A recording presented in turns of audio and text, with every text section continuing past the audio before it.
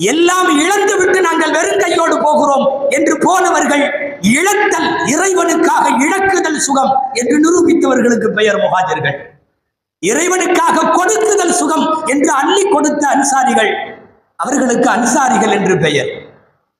இந்த போனவர்கள் எல்லாம் ஃபகீர்கள் அல்ல. ஆனா குர்ஆன் சொல்லுகிறது ஃபுகரா இல் ஃபுகரா இல் முஹாஜிரின் அல்லதீன உக்ரிஜூ மின் தியாரிஹிம், வீட்டிலே இருந்து நாட்டிலே இருந்து வெளியேற்றப்பட்ட ஃபகீர்கள் என்கிறது. ஃபகீர்னா ஏழை. ஏழைகளா? இல்லை, நிறைய காசு பணம் உண்டு, நிறைய தொழில் உண்டு, பண பரிவர்த்தனைகள் உண்டு, கொடுக்கல் வாங்கல் உண்டு.